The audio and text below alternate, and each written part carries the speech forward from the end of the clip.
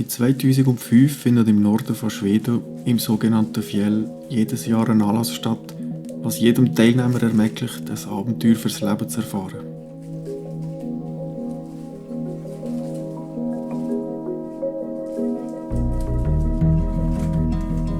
Weil Priska und ich offen sind für neue Abenteuer, haben wir uns entschieden, am Fjällräven Classic Schweden 2019 teilzunehmen.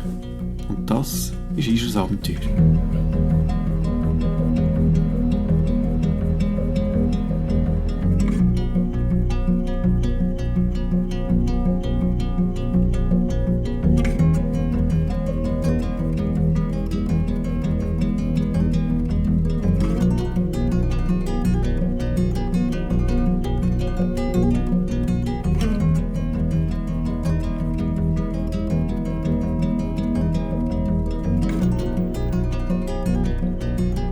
Dann noch unsere Zwecke für die grosse Reise.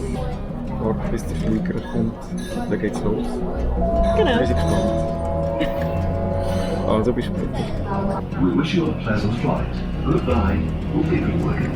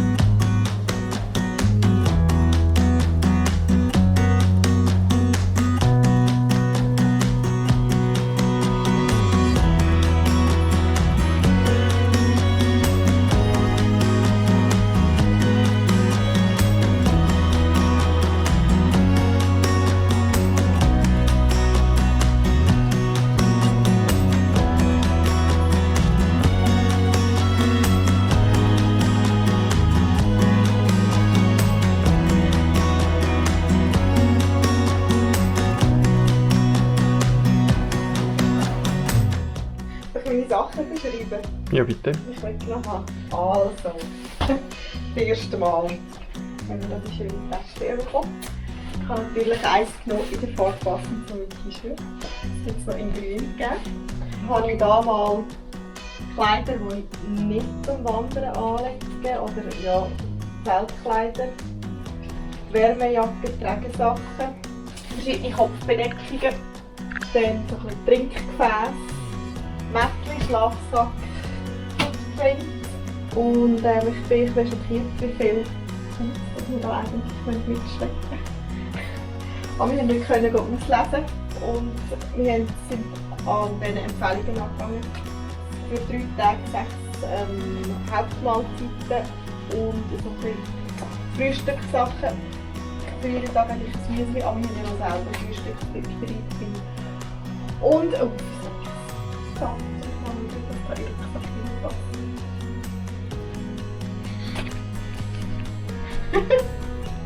oh Gott! So, was kommt alles mit? Hier die ganzen Mahlzeiten, Snacks für zwischendurch, eine leere Flasche, das Gas, das es dazu gegeben hat, Sitzpolster, dass wir überall sitzen können, ohne ein nasses Hinterrad zu bekommen. Da ganz wichtig für unterwegs, die Kleider, die schön trocken bleiben. Das ist für dass wir warm haben. Das ist zum Abwischen vom Zelt. Der Trashbag, da können wir unseren Dreck und Abfall rein tun. Hier die Isomatte, die Küche, der Kocher mit dem Topf und was gibt es noch? Die Schuhe und die Kamera. Der Rest, das geht dann nachher alles direkt auf Abends.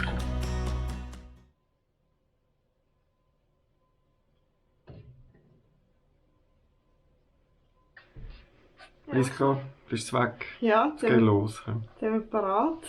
Gepackt, Füße eingecremt. das Zimmer abgegeben, das Frühstück haben wir gehabt. Das letzte in der Wärme und im Trocknen für geschätzte Woche. Genau. Ja. Ich habe gestern ein bisschen hungrig alles weggemacht. war der Rucksack doch eher ein bisschen schwer gewesen. Und heute Morgen habe ich noch ein paar Sachen ausgeräumt, weil ich gedacht habe, wir werden sicher nicht verhungern. Hoffentlich. Nein. Und jetzt gut genährt gehen wir los. Also, dann sehen wir einander später auf dem Weg oder beim Start. Und tschüss. Tschüss!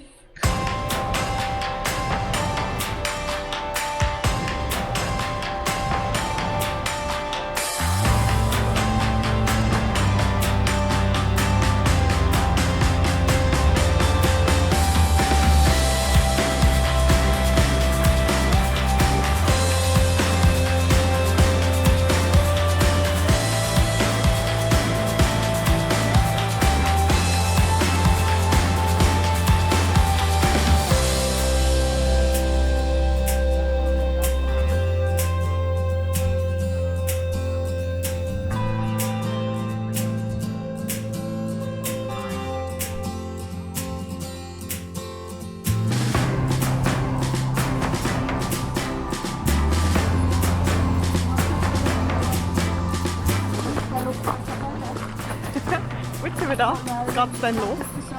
Jetzt machen wir noch die letzten Sachen. Das WC gehen.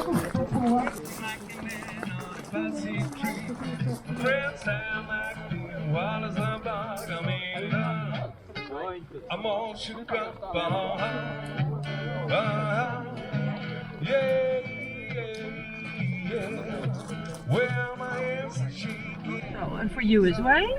Okay. And then we Thank wish you a wonderful hike.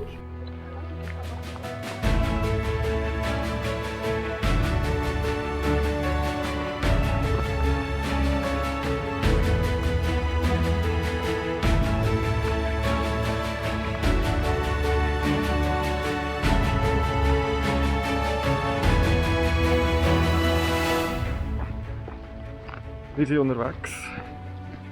Hat alles super geklappt bis jetzt. Wir sind schon gut auf Kurs. 1 Kilometer haben wir. 1 Kilometer haben wir sicher schon gemacht. Und das Coole ist, dadurch, dass der Zug Verspätung hatte von Stockholm, gibt es keinen gestaffelten Start, sondern sobald das 3000 kannst du loslaufen. Das hat natürlich zum Vorteil, dass jetzt der Weg relativ leer ist. Und dass wir sehr gut vorwärts kommen. Also wirklich top. Ich bin gespannt, wie es dann wieder hinten uns sieht. Man kann gut laufen. Es ist ein Ringenweg. Es ist weder steinig noch matschig noch nicht. steil. Noch nicht. Oder vielleicht noch. Ja. Die ersten paar Kilometer kommen wir wahrscheinlich gut vorwärts. Schauen wir mal.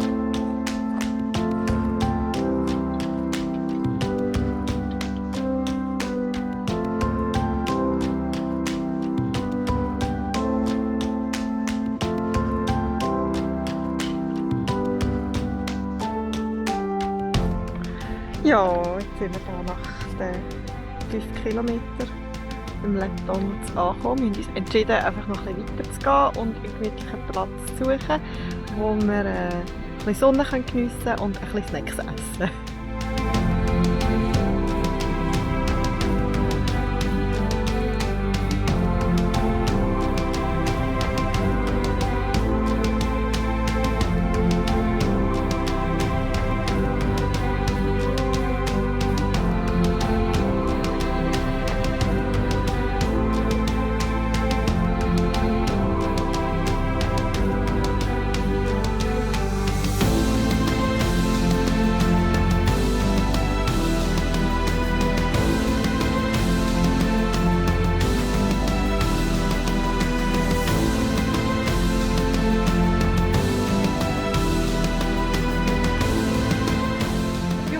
erste Etappe haben wir geschafft.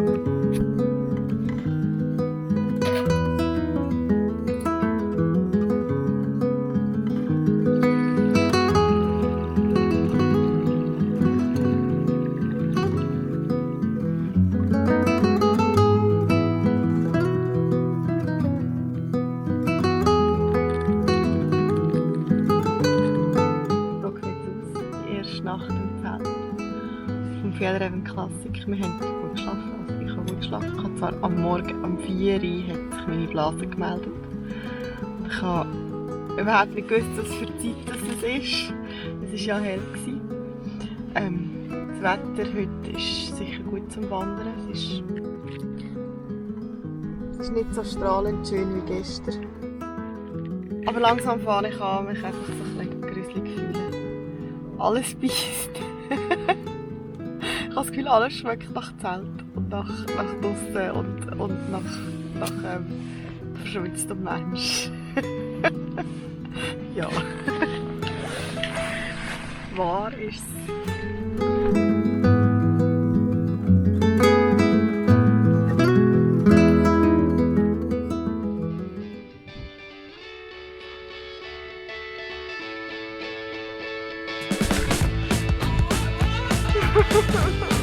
Ja! Scheissdreckchen an!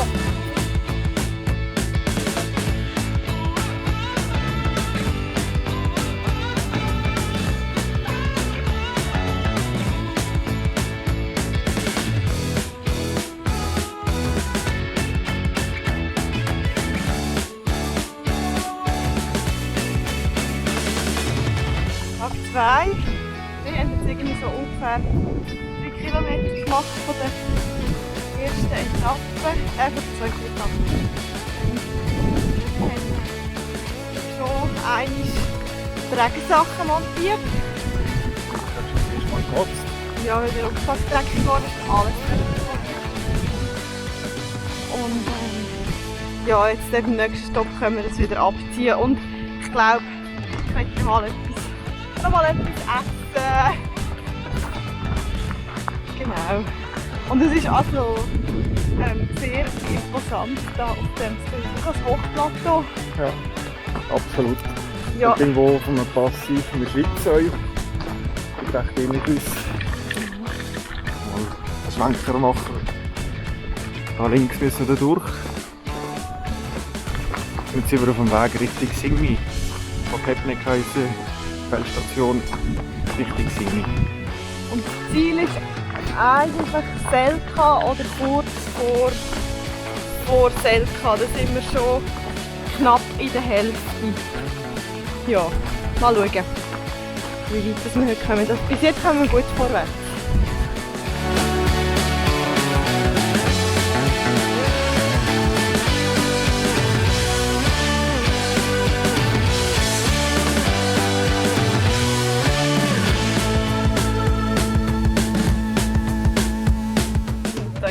Am Checkpunkt angekommen, wir unseren Stempel abholen und dann müssen wir den Unterarm frei machen. Und ich habe gemeint, es gäbe dann wie in der Disco einen Stempel auf dem Unterarm. Du bist es einfach gewesen, dass es beim Unterschreiben, dass der Zettel nicht nass wird. Typisch. Es ist mega schön. Also es wäre schön, wenn es schön wäre, aber es schifft. Und ich habe einen trockenen Ort gefunden, das ist das WC. Es ist trocken, aber es stinkt. Und jetzt werden wir noch einen Kaffee trinken, bevor wir noch ein bisschen weiterlaufen. Und ein bisschen OFO-Schoki. Weil wir kennen ja alle den Werbeslogan. Mit OFO kannst du es nicht besser, aber länger.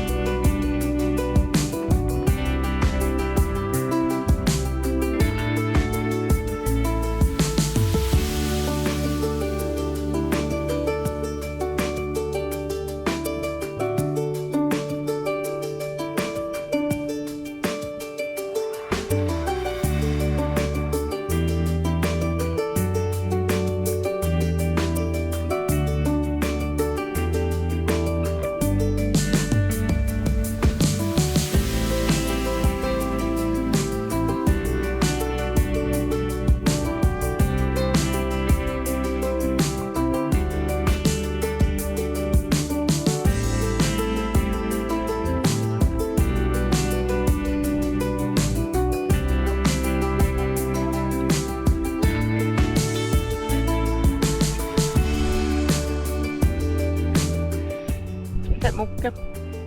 So bin ich so eingepackt. Dritter Tag. Wir sind zwischen Scheckschabas und Allesjaure. Es sind noch ca. 6 Kilometer bis Allesjaure. Ich bin gespannt, ob wir das heute noch schaffen. Wir sind zwar schon ein bisschen müde, aber ich habe das Gefühl, wenn man das Ziel so vor Augen hat, sollte das eigentlich gut möglich sein oder machbar sein. Wir schauen, ob wir die Kräfte noch bis dahin tragen. Oder was meinst du? Ich glaube schon. Ich will einfach wieder so wie gestern. Gestern hätten wir ja eigentlich vorher auch zelten können, aber als wir dann gesehen haben, dass wir noch 7 Kilometer haben bis zum nächsten Checkpoint, haben wir irgendwie einfach unbedingt den Stempel wollen. Und wir haben einfach gewartet, bis der Regen wieder aufhört, dass wir das Zelt aufstellen können. Es hat sich aber gelohnt. Wir hatten einen ganz schönen Zeltplatz gehabt. An einem, so wie ein Flussdelta. Mit fließendem Wasser vor den Türen, wo wir uns haben können waschen und unser Wasser fürs Kochen zu füllen und all das. Das hat sich also gelohnt. Und jetzt sind wir schon, also ich spüre sehr, die Füße tun mir weh.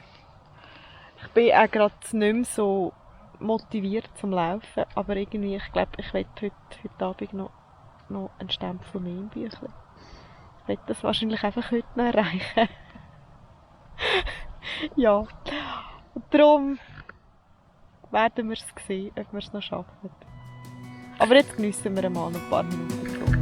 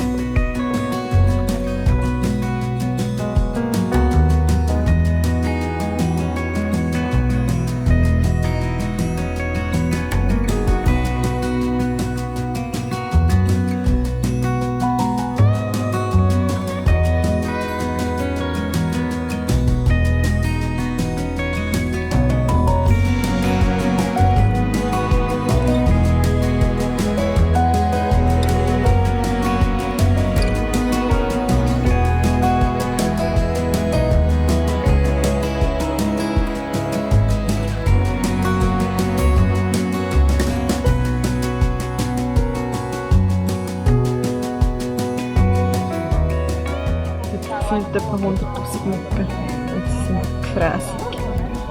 Und ich freue mich jetzt auf Pancakes und den Kaffee. Ja.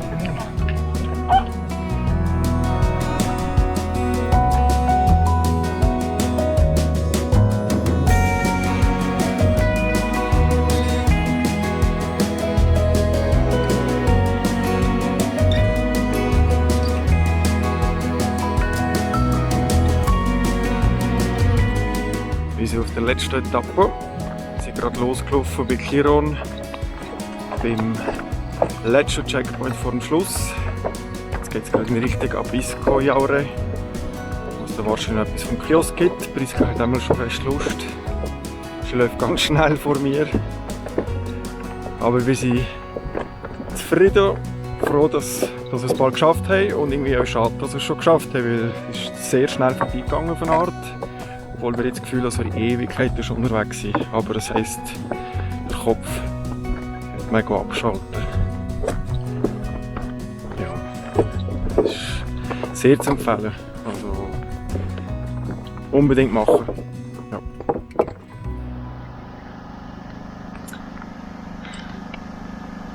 Jetzt warten. 8 Minuten geht es. Von dem Moment, wo man Wasser zufügt, bis man es essen kann. Und wenn man hungrig ist, sind die 8 Minuten sehr lang. Also ist mein Frühstück.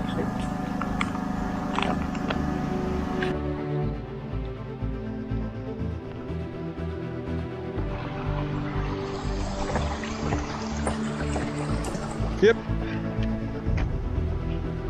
100.